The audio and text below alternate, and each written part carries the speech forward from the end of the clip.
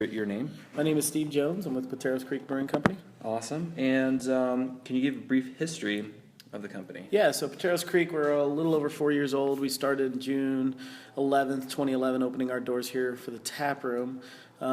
We did start contracting a little bit before that in 2010, but our main brewery started that year in 2011. So Pateros Creek is one of the original names of the Cache-la-Poudre River. That's kind of where we come up with that historical name. It was started by my father and I, Bob Jones, and myself, and we have now have 13 people working for us and distribute up and down the Front Range, and kind of have we have 5 year-round offerings as well as a bunch of rotational, seasonal stuff and one-off stuff, and it's a lot of fun. All right. So my next question is, how did this company take off? Like, how did it become successful? Because I've seen a trend that you guys are at, like, kind of in a sense booming. Can you explain that? Well, when we first started, we were definitely on like a shoestring budget, and things were definitely tighter, and making things work was a lot harder, so we couldn't get our name out there very well. Recently, we've been focusing heavily on marketing, which ties into social media, of course, and but we've also been doing some radio spots and things like that as well. But just tying it all together and figuring out our brand and focusing that brand across all avenues of marketing, and even in the tap room, so talking to people as well. So briefly describe like your marketing scheme. Like, what is your plan, and how do you fit social media into that? So that's a loaded question, I guess. Well, let's start with the first one. What is your marketing plan? So the marketing plan is to tell people our goal and why we make beer, and hopefully they want to be a part of that. So one of our taglines that we have is leisure beers, so we've come up with the hashtag on top of that, leisure beers. So we try to keep that with all of our posts as much as possible, just so that if someone wants to search leisure beers, they can see all of our stuff kind of come through. So it's a real nice way to go with that. That's how the social media aspect comes in with what we're trying to do with our brand. We always use our logos as much as possible, use our colors as much as possible, and we're putting that on everything that we do, so that when we're out and about, people notice us. They say, "Oh, that's Pateros Creek. I know your brand." So that's kind of how we've been starting to focus on our marketing. Great. What have been some of the successes of social media? So social media has been, you mentioned it earlier, where you knew a person that saw something on Twitter. One of those things where I'll say, "Hey, we just tapped this beer," and I've had people actually come in and say, "Hey, I was riding my bike and I got a Twitter update that you just tapped a new beer. I was right by you guys, so I thought I'd come in and try it." So it's that kind of stuff. We also use we have really good success with things. When we post videos, people love videos. They love to see cool things happening, and pictures always seem to work really well. So you always have to have something that's visual for people, because there is so much information out there.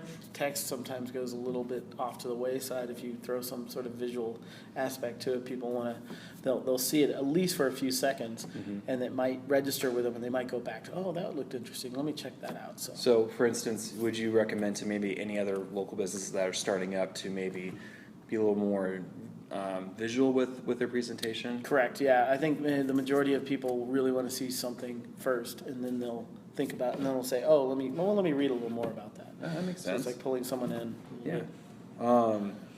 So obviously there's been a lot of successes in social media, because as you said, like, someone's just checking in, they're like, "Oh wow, like I want to like," for me, like I kind of saw the comedy night thing, Right? And I was like, well, that would be kind of fun. Yeah. However, for every light side, there could be a dark side. Right, sure. What are some failures, or what are some negative things you've seen on Facebook or Twitter or anything? Yeah, so sometimes things will just go completely unnoticed. I've had, Facebook change their algorithm, so they only allow certain people to see your posts, which is really frustrating for a small business, but at the same time, it is their product. They can do whatever they want with it. So we have to kind of rally around how we're going to do that. We're gonna we take into account that sometimes during the day people aren't going to see as much. It depends on our keywords whether or not they see it, and so when things fail, we know it's because we haven't done everything we have. Usually it's because we haven't put a picture with it. We haven't shared it out as much as possible. We also get as many people to like it right away, because when people start liking stuff, it starts showing up in everyone else's feeds. So then when that happens, then everyone else can see that. As far as like Instagram goes, I've had the failures on Instagram are things that either aren't interesting to the people that are actually following me, so it's not something that's an interesting picture, or it's a bad picture. You know, I've had a picture where I'm like, oh, that didn't really look like what I was hoping it was going to look like, and it just doesn't look, it's not appealing to anybody, so no one's going to like it. But if it's something pretty, you know, we had a nice sunrise come over the brewery one time, so we took a picture of that, and it was just like, we got tons of likes on that, because people were like, oh, that's really cool looking, you know. So it's again, the failures are kind of the opposite of, you know, it's the stuff when we don't pay attention to what does succeed. Okay. Then we have a lot of failure. Well, with that being said, it sounds like depending on your business, Right. you're gonna have to figure out what works for you and what doesn't. Correct. Yeah. So would you recommend that to maybe some other businesses that are trying to, like, you know? Yeah, you are going to have to test the waters a little bit. You're going to have to say, okay, let me try it this way, let me try it this way, let me try this time, this time, this time. I've read article after article about when you're supposed to post, and then they don't always work. It depends on the business. It really does. When people are coming to grab a beer, think about like when if you were working at work and you're sitting at the desk, all of a sudden maybe 4 o'clock rolls around. That's maybe when you're thinking about a beer. So 4 o'clock's a really good time to say, hey, we just tapped this beer, come and try it. Probably not a great idea to do it, you know, at 11 a.m. or 10 a.m. when people are like, oh, I'm not really thinking about beer right now. Yeah, it's great that you tapped it, and that's a good idea, but later on, I'm not thinking about it right now. So it's not something they can actively do. I like that. So one thing I've noticed is just different social media have different trends. Like Twitter, it's mainly about like engagement. Facebook is more about like brand loyalty and everything.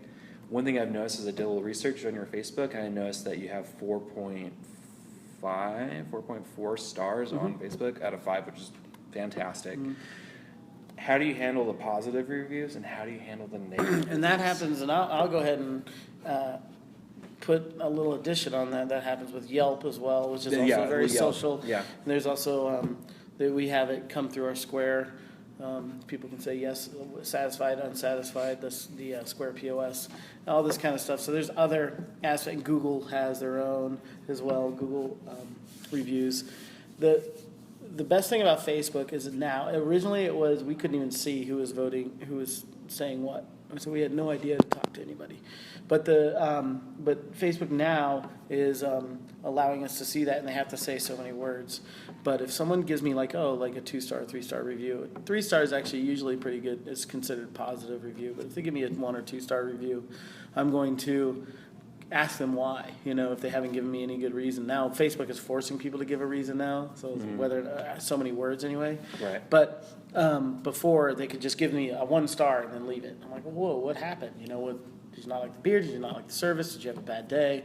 Help me out, you know. So most of them were actually getting back to me. In fact, one person got back to me and said, oh, I accidentally hit 2 stars. That's not what I meant, and they changed it. So I thought that was interesting. Yeah. I was like, well, how did you accidentally do that?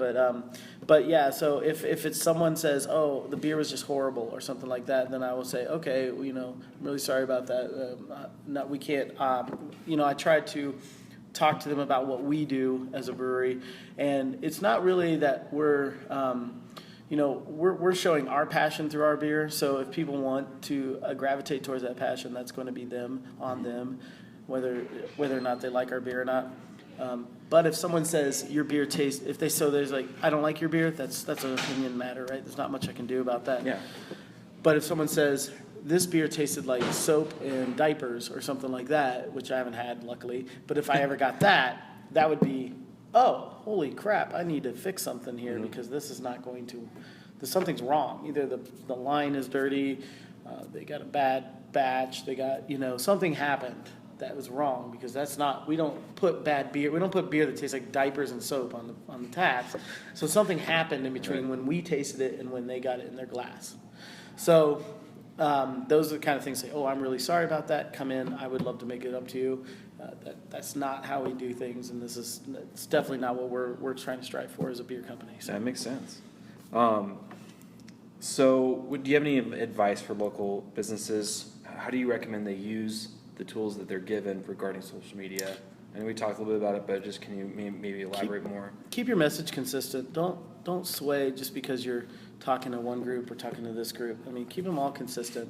You know that what you're doing. You understand why you're doing it. If you are in a business that you're not proud of, you're never going to be good at social media, because social media is exactly what it is. It's displaying your passion in a very unfiltered way. Hey, this is what we are. Boom. I think when people make mistakes on social media is when they try to say, you know what, I don't want to say things that might tick this guy off or might tick this guy off. I want to be really bland on it. No, just be you. Just be who you are as you're posting.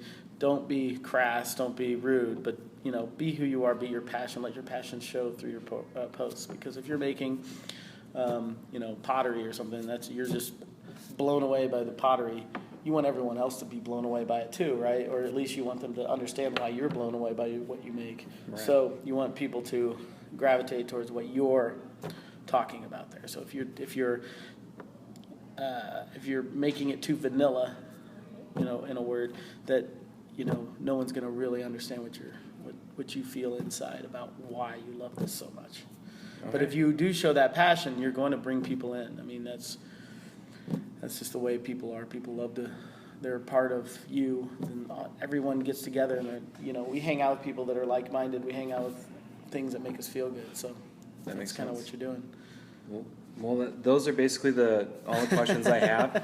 But I think this is an opportunity. Like, is there anything you want to share? This is basically just going through my class, and if the collegian likes it, they might pick it up. Okay. But is there anything you want to add to maybe the end of this? Or yeah, I mean, I know there's a lot of people that they use one type of social media and they won't use the others. I noticed you have a Google Plus account. So. Yeah, my suggestion is use them all. Yeah. I'm not as active on Google Plus because it's just a harder one to actually work into other things.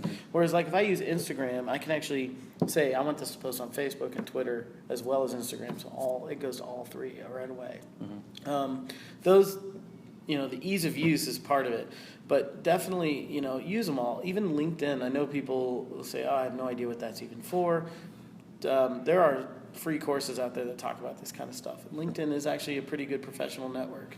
So if your stuff is more professional services, that's going to be something more as a LinkedIn kind of thing that you're going to want to do, because everyone's going to be looking at what you are as a professional versus a little less casual atmosphere. But then you have Instagram. Like I tell every food cart that's here, food truck, and every restaurant, they need to use Instagram because people need to see the food. They need that eye candy. They need their mouth to water so they can walk over and say, I want 5 of those tacos because those look delicious when I saw them on my feed come through. Yeah. But then there's other things that just don't need as many they don't need Instagram quite as much as others, So but to use them all in a certain way is I think, and you can bring them all together and have that consistent messaging across all of them. I think that's the best way to go. So perfect.